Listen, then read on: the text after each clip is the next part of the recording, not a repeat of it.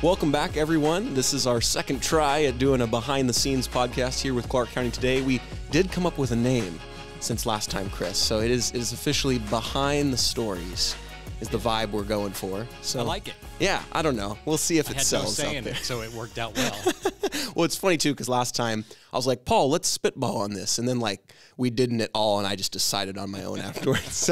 But we'll just pretend that Paul had some say in it. But welcome back, guys. We're excited that you're here. Today, we're talking with none other than our I don't know what to refer to you as. You're kind of the catch-all reporter of Clark County Today. Chris Brown, host, Everything reporter. trickles down. Yeah. It just all comes your way eventually. So education, government affairs, transportation, yeah. Human interest. I mean, Right. You've done basically everything you can possibly do. And pretty much nothing but coronavirus stuff. Yeah, well, that's it. Right, that's what we get to kind of talk about today is what has it been like to just absolutely reinvent yourself? That's kind of our first topics with everybody. But yeah, I mean, that's the thing that I really want to kickstart this conversation on is, talk a little bit about your experience, because that's something last week when we got to talk with Paul is he kind of shared a snippet of what it was like to be a sports reporter prior to the pandemic. Obviously, he's done that for many years, and you're in the same boat, whether it's been radio or broadcast or now at Clark County Today. You've done this for many years as well. What is some of the biggest changes that you saw, and they can be good or bad? I mean, obviously, I think we tend to think that there's been a lot of negative changes, but I also think there's been some innovation that I really want to expose and highlight because I think that it deserves as much recognition as the challenges. So yeah, just what has it been like? Very big surface level question. And I think a huge shout out to Paul and his ability to kind of be a chameleon and become somebody that reported on things other than sports. I know his life has finally gotten back a little bit more to normal because he can do his football stuff that he loves to do. And we're happy for him on that and for us because it's good content for us too. But yeah, I mean, I was just reminiscing a little bit. I saw a note from Clark County Public Health that this past weekend marked a full year since we had our first deaths from COVID-19, which oddly enough was a couple in their 80s. I mean, how strange is that to have two people that die just days apart that are married from the same cause? And that was just really, that first shot heard around the world, at least around Clark County, in terms of what this might be. And it was strange to think also, it was just a little over a year ago now that the NBA shut down and then, hockey shut down. And we were talking about all these things in our lives. Then it was a lockdown and it was, stay home and stay healthy and bend the curve and all of these kinds of things. And so we all kind of hunkered down and you couldn't find toilet paper and you couldn't find, rice or flour or all these other staples. And just thinking back on what a weird topsy-turvy world it was. And then we weren't supposed to wear masks and then we were supposed to wear masks. Right. And then it was this weird dystopia. I remember going to a store, I think it was a Winco store, where they were lining people up. Right. And you had to wait in this queue, and then they were switching the cashiers back and forth between registers to try and avoid having people too close to each other. Wow. And it was just this weird, no one really knew what to think. And there was this invisible threat kind of in the air, or maybe not in the air, or was it on stuff, or was it, and it was really more about the unknowns of this thing than anything else, because for a long time, almost nobody knew somebody who had gotten sick or somebody who had died. We just knew that people were getting sick and people were dying, and it takes a while, I think, for something like that to kind of hit home for a lot of people. And then, months in, you start to hear these stories of, I had a buddy and he got it and he's still really sick, or I had somebody and they got it and it was just kind of like the sniffles and I got over it real quickly, or I knew somebody that died, or, I was with some friends this past weekend and they were talking about that I knew 3 people at work that got it, and one guy barely did anything. The other guy, they're not sure if he's even going to ever be able to come back to work. And just this weird gamut of impacts from this pandemic. For some people, it was much more economic, whether your business was shut down and you weren't sure whether it was going to be reopened again, were you going to be able to to pay the bills? Did you lose your job, get laid off? And, we've had to have this rent eviction moratorium that now has been extended into summer, and we don't know what's going to happen when that goes away. Are we going to have thousands of people suddenly out on the street because they weren't able to pay their rent during the pandemic? And, all these conversations over vaccines and economic relief and stimulus payments and should we or shouldn't we? And it's just been, it's a year I don't think I'll ever forget as long as I live. And just from a personal standpoint, this is the first time I've been in this building. I think we figured in almost a year. It was probably like May or June the last time we actually met in person. It's been a while. Yeah. For a while we were meeting outside. Yeah. We were having staff meetings outside 6 feet apart and when the weather was good. And then we get our classic Pacific Northwest weather, and that really wasn't an option anymore. Not so good. So it's been virtual meetings, and, maybe eventually we can start meeting in person again and seeing each other face to face. And, but it's just a weird world. And as a reporter, somebody who's used to going out to places, going to a city council meeting, going to a school board meeting, going to, cover any particular event, all of a sudden having all of that stuff kind of go virtual, and you don't leave your home much. And when you do, you have to take all these precautions. And every time you show up at a scene, or show up at an event, it has to be kind of, we went out to the Tower Mall vaccination site recently, and they're having to control everything where it's like, a certain number of reporters per hour, and then you get, and you have to stay a certain distance. And it's just those kinds of things that, I don't know how much longer that's going to be sort of our reality.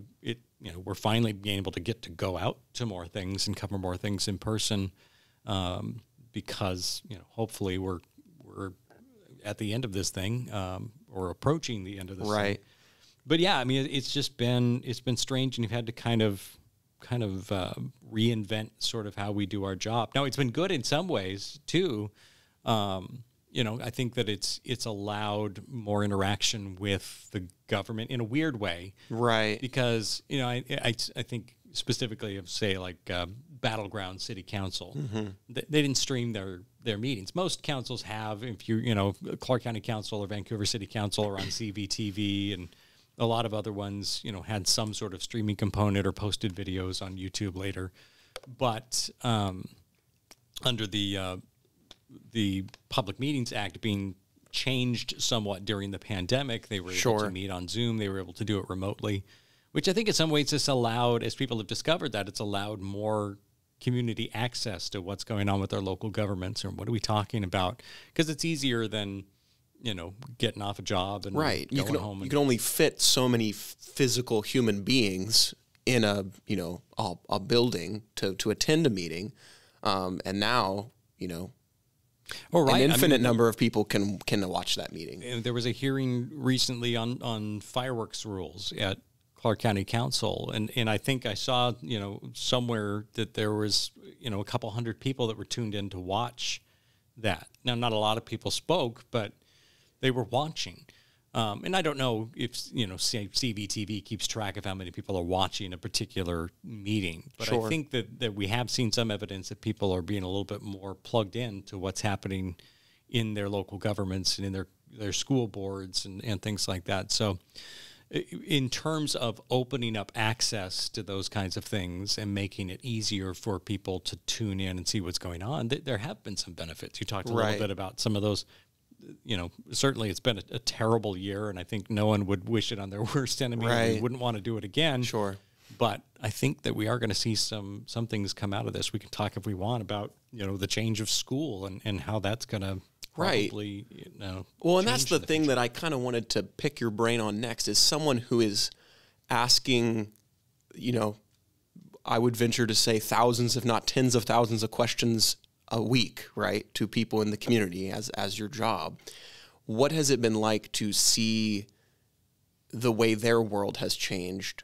Because obviously we can all speak specifically from, like we just talked about, all the things we witnessed, but we have this rare opportunity to be invited into people's lives on a daily basis. What has been the most prolific thing that you've seen that has just changed in the lives of the people that you ask questions of every day? Yeah, and I think, talking about that school part of things has probably been the most life-changing for a lot of people. How do you, let's say you both parents work, and your kids need to be home to do their school remotely. How do you balance that? How do you find ways for those kids to be able to be home, be safe, get their schoolwork done? Right. And I have, my kids are young enough at this point that it hasn't necessarily been a big worry for us, but, and my wife stays home, and I've been working from home mostly, but, I don't understand how people balance that. And I certainly can understand why a lot of people are eager to see kids back in school so their lives can get somewhat back to normal. Sure. But the other side of that coin is there are some kids that I'm hearing about who have thrived in this remote environment, who have been able to, maybe they're socially awkward, or maybe they're bullied, or maybe, being in school is difficult for them to concentrate, and they're finding that they're doing much better in a full remote environment. So one of the things I'm curious to find out is, how will that change in the future now that we've invested in all this technology, now that we've invested in, the cameras and the computers and the IT infrastructure, and providing kids with internet hotspots so they can have reliable internet service. Will there be snow days in the future? I know that we had the one snowy day, and most of the school districts said, hey, we've got the time, let's give the kids the day off. So I think that there will be some of that thought of like, hey, it's a snowy day, it doesn't happen that often. It'll be more intentional, perhaps. Though. Right. Yeah. Like, hey, you could just do fully remote, but let's give you the day off so you can enjoy it. Right. But the future looks different in some ways. It's interesting to think sometimes about how a seminal event in history can really alter the trajectory. Not necessarily that we weren't heading towards a future in which many of us worked remotely more often, but this might have accelerated that curve to the point where maybe when the pandemic's done, a lot of businesses find out that, hey, some of our employees like to work remotely, or some of our students like to be full remote, and we can give them that option now because of the technology that has accelerated. Necessity is the mother of invention. Right. I was doing some, not to get into the vaccine territory, but, some interesting stuff about the mRNA vaccines. And this is a technology that they've been working on for, 3 decades now. Sure. With an eye towards therapeutics for cancer, that you could basically take a cancerous cell from somebody's body. You could essentially take an element of that and then train the body's immune system to recognize and attack those cancerous cells. Wow. And basically make the body's immune system attack that cancer. Now, that's something they've been working on forever. And then something like this comes out, and all of this funding pours into that research that allows them to develop this vaccine. And what might emerge out of that is a whole new avenue of medical treatments that could treat a whole slew of diseases. Right. Now, I'm sure people have strong opinions about that, and maybe they'll weigh in the comments on this. But, to me, it's interesting. I'm speaking just in the sense of, we're looking for sort of these silver linings that come out of terrible, horrible things. Sure. And I think that may be one of them, that the fact that we had this pandemic, we had this virus that was killing tens of thousands, hundreds of thousands of people. And so all kinds of money was freed up to pour into this research that then may accelerate it 10, 20, 30, 40 years over what it would have been had it just been left to continue its normal course. And I think we see that throughout history, whether it's something like a conflict or a war, or whether it's the space race, or, any big, like you said, seminal human event, negative, positive, or either, it does tend to accelerate where we're going. So think about Zoom was a little known video conferencing company prior to the pandemic. Exactly. Now it's a verb. Right.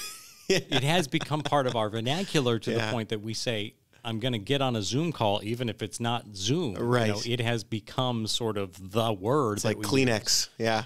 And those companies, the competition for that space of providing an actually usable virtual meeting space has led to incredible advances. Remember, just a year ago, how incredibly rough it was to try and connect to any sort of virtual meeting. People were dropping off. People were leaving themselves on mute. We've become quite adept at it. And the technology has evolved by leaps and bounds, so it'll be fascinating to see kind of how does that affect our life in the future. I know John Lee, one of our other reporters, just did a study, reported on a study about traffic during the pandemic. Portland area traffic dropped by 66%. Wow. During the lockdowns, and it hasn't recovered anywhere near where it was beforehand. So the question is that sort of the future where we're not going to, maybe the biggest solution to gridlock is to have people work from home or satellite offices or things like that. That's fascinating. Yeah. Yeah. I mean, that may be something that we never see again is those 5-hour commute times like we used to have. That's incredible. Yeah, that's fascinating. I'm excited to talk about these things because, like I said at the beginning, obviously it goes without saying there's been a lot of tragedy and there's been a lot of hardship and frustration and all those things. But I think we're at a pivotal point now where we're at least beginning to be able to look back and say, what have we learned? What have we gained from the things we've gone through? So, yeah. Well, I mean, it's interesting because just out of random, I had a WSU student reach out to me who's doing communications and journalism. Oh, very cool. Stumbled across my name because I guess they're from this area. Right. They knew about us, and so her dad said, well, why don't you call these guys because they might be more likely to talk to you. Oh, very good. And so I did, and she was just asking, it was part of a project that she was doing, so she asked me a series of questions. And one of the questions I really got me thinking because she said, well, how do you as a journalist deal with, terrible things happening in the world? How do you deal with a pandemic like this or a school shooting or just the terrible things that you have to talk about? And I said, well, first of all, for us, we're tangential to the story. We're not personally involved generally, although the pandemic, changed some of that because certainly for a lot of journalists, it became very personal very quickly. But I said, to me, the difference is that, yes, you can tell the story about the tragedy. You can tell people about the deaths. You can tell people about how many people got sick today or how many people are out of work or how many businesses closed down or how many, whatever. You can talk about all the tragedy, but you also can be part of the solution. You also can talk about the opportunities that are available or the businesses that have found a way to give back to their communities to thrive. We've done so many stories on business owners and businesses that have found ways to help out their fellow community members during this pandemic, sometimes at great risk, personal and economic risk to themselves. Right. Or the people celebrating the frontline medical workers. So there are those moments within these terrible times where we have that opportunity as journalists and as people in the community to focus on the positive. And I said, you really have to just sort of try and it's up to you what you do up here, whether you focus on the silver linings, whether you focus on the positive that emerges out of every tragedy, or whether you focus on the tragedy. And beyond that, have a personal life, have things that you can do. I'm very blessed in the sense that I work for a company like Clark County Today that has allowed us some degree of autonomy, that has allowed us and empowered us to work from home and to do the things that we need to do. And I think we've had to adapt, very quickly to a strange world. Sure. I think that we've done as good a job as you could hope to do. And have an owner who understands an opportunity to reach out to the community, an opportunity to be part of telling those good news stories that happen. And it's allowed us to focus sometimes on the positive and not just the negative. And we want to continue to do that. Like I said, there's some stuff coming as we sort of emerge from this that I think there will be opportunities to talk about how people triumphed over adversity and what sort of opportunities arose out of the morass of this pandemic that will lead to, great moments of triumph for a lot of people and new avenues for others. Right. No, that's fantastic. I love the fact that worked out so well. My question was going to be, what would you tell somebody? And then you're like, well, actually, speaking of that, I just read your mind. And I had somebody ask That's that. another skill that I've gained over the pandemic. Reading Mind minds. reading. Yeah, there you go. Didn't expect that at all. Well, very good. Well, I guess kind of the final thing that I wanted to maybe talk about a little bit is just, moving forward into these next, weeks, months, year, whatever. What are some of the stories on the horizon that maybe are larger, maybe not just single article stories, but maybe larger stories that you personally find fascinating, you're interested to learn more about or to see how it unfolds, and that you might want to prompt people with? One of them that has come to mind is your coverage of the CARES Act funding with regards to Clark County. That's not something that we saw a lot of wide coverage on elsewhere in the region, and you just dug into it a lot and gave a lot of really vital information to business owners and residents alike. What are some things maybe similar to that you're excited about, or, maybe if it's not a positive thing, but you're more intrigued about on the horizon? Well, in that vein, this next round of funding from the American Rescue Act that's coming in, I'm hearing the state of Washington could be receiving over $7 billion. Wow. From that, and some of that's earmarked for certain things like rent assistance and small business loans, things like that, the PPP program and enhanced unemployment benefits. But I mean, that is more than double what the state received from the CARES Act. Right. And I'm curious to see, well, what will come of that? Where will that go? What opportunities does that present?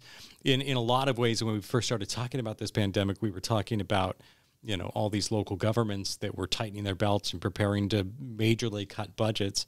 And in a weird way, we're actually seeing kind of the opposite. We're seeing that some of this stimulus funding and some of the money that's coming in might provide opportunities to repair some streets, rebuild some buildings. What do you know? I'm curious to see what school districts will look like. What will school funding look like coming out of this? Because some of that funding for schools is earmarked to extend over 5 or 6 years. Interesting.